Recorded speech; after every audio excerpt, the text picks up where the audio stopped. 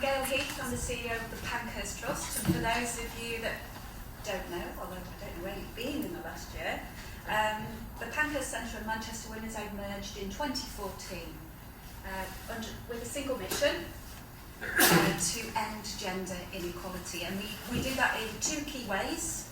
The first is by taking direct action, of course, through our domestic violence and abuse services, which seek to end violence against women and girls. And the second is about awareness raising through our Heritage Centre, the birthplace of the suffragette movement, and creative activities about awareness raising of the need for women's voices to be raised and heard in all aspects of civil society.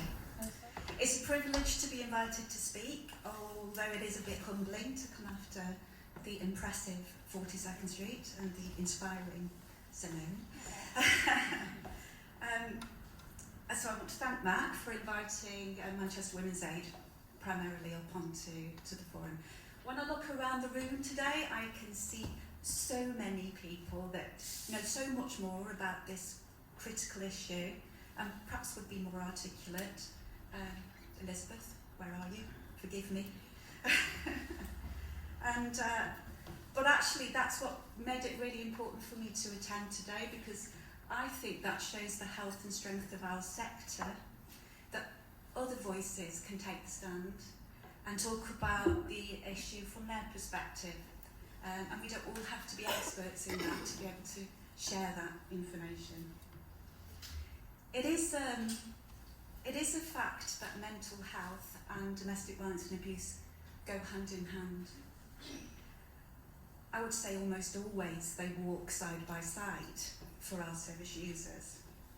The trauma of the crime of domestic violence and abuse, which is perpetrated by an intimate partner in the place where you should be safe, your home, is really long lasting. And it's not always evident. It's felt, that trauma is felt not only by the victim, but their families, communities, in fact everybody that they come in touch with. And actually working in an organisation like Manchester Women's Aid, there's a vicarious trauma for those staff and volunteers who choose to walk that journey with service users. So it is quite a pertinent, complex and difficult area for us to work in. I know that data seems to be the only currency of value at the moment, so I've got stats and evidence to back up some of the things, so I thought I'd tell you a few. You notice I haven't got any slides. Here's one. Between 50 and 60% of the women in mental health services will have experienced domestic violence and abuse, and 20% of those will currently be experiencing that. Here's another stat.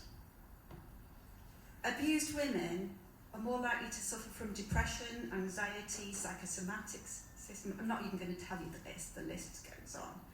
But it will also affect their reproductive health. And my final stat, although I have many, many more that I could share with you, is that abused women are 5 times more likely to attempt suicide. 1/3 of all female suicide attempts can be attributed to a current or past experience of domestic violence and abuse.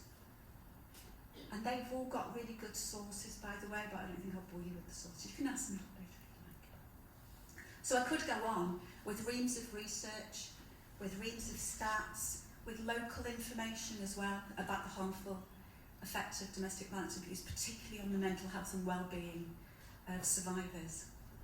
But the fact is really that none of those stats, those facts and figures really capture the truth of the impact of domestic abuse on the mental and physical health and well-being of the survivor. For that, we need to ask those with lived experience. So, before I came, I enlisted the help of one of the 2,700 women that used our service last year. And she very graciously agreed to my sharing a bit of her story with you today. So let's call her Overcome. That's not her real name. obviously. It's the name given to her by Manchester wordsmith and storyteller Felicity Goodman, who volunteered her skills to Manchester Women's Aid to tell this story. First, a little bit about Overcome. She came to the UK on a spousal visa, heavily pregnant, searching for a better life. Unfortunately for her, her husband, who was also her cousin, came on the journey too, and he brought with him the honour of the family and a firm, should I say rigid, approach to enforcing its discipline. Overcome suffered years of degradation, humiliation, rape and isolation before finally reaching out for help, and this is how she felt. So forgive me if it's not bang on, but just listen. The troubles did not end there. Overcome's husband and his family began spreading malicious rumours about Overcome being a bad wife, involved in many love affairs. They spread their lame stories across the land far away, and the whispers reached the ears of her mothers and sisters. The shame of the lies ate into Overcome's body. It festered and grew in her heart and spread through her veins and arteries. Her whole body was coiled in shame. She felt she was the cause of her family's pain. She believed she was shame. She was depressed, ill, and devastated. In a visit to her GP, she revealed she was being abused. The doctor suggested that Overcome should talk to Women's Aid or involve the police. She was scared. Her husband and her were still living in the same house. Soon, her husband tried to force himself on her again.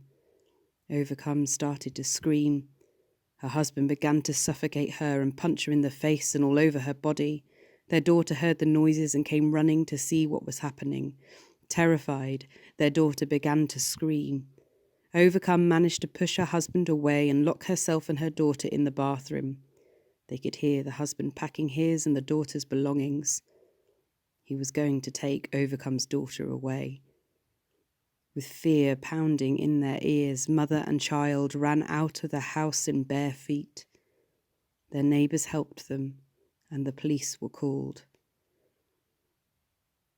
With the help from the police, Overcome found a roof over her and her daughter's heads in a Manchester Women's Aid refuge. They had left home empty-handed, with nothing but the clothes on their backs. Despite all things that had disappeared, Overcome found a long-lost peaceful sleep in the refuge. They stayed there for 2 months, and Overcome built a new life. She gained confidence and rediscovered her faith in the world around her. She heard her daughter's giggles and laughter, and her support workers who helped them were kind and sympathetic. I know that was probably hard to hear, but it's good news, no? A perfect example of self-help. Overcome overcame her shame. She engaged with services and she made herself and her daughter safe. And Manchester Women's Aid, well, we provided just-in-time support and intervention. Success. Indeed, it was recorded as such on the monitoring forms given to our funder. And after all, no one can dispute the data, can they? But the reality is that this was not the end of Overcome's recovery. This intervention did not fix the problem. And indeed, as time passed, and it became clearer that there was still much to be done to support Overcome and her daughter. Let's hear a little bit more from Overcome. Overcome was lonely and miserable. She returned to her GP, who referred her to the Manchester Women's Aid Iris team. They supported Overcome emotionally, and soon she was volunteering with Women's Aid. This was all Overcome needed. Every drop-in she attended helped her leave the past behind her and forget the nightmares that haunted her. There were scars on her soul from her past, and the volunteering worked like magic. She met women with similar experiences. Some had so much pain, yet all of the women were getting help. Working with Manchester Women's Aid showed Overcome that there are millions of ways to help women in need. Overcome saw the path through silence, language barriers, family honour, financial destabilisation, and child contact. Working with service users built her confidence as she became an inspiration to the women she helped. Small acts of helping went a long way. She showed that with the right support, all can be overcome. It should be clear from what you've just heard that what really made the difference to Overcome and her daughter's health and well-being was not self-help but mutual help. The opportunity to recover by engaging in her community, by contributing, by helping others. Manchester Women's Aid was privileged to walk once again by Overcome's side, but that could equally have been at any of your services that she reached out to along her journey. So I guess my message, if there is one today, at the start of volunteering week, as Karen tells me, is that what worked for Overcome can work equally for all of us. We, as a sector, need to reach beyond our own needs, our own organisational needs, and make a collective contribution. We need to rely on each other a little bit more. If we're to make a real and lasting impact on the health and well-being of our communities, our organisations and ourselves, we have to engage in mutual help. Politics come in, of course. Ideological, austerity-driven mantras about self-help and reducing dependency may have become an everyday reality for all of us. But we can overcome this by making clear and unequivocal commitments to prioritising mutual help and support.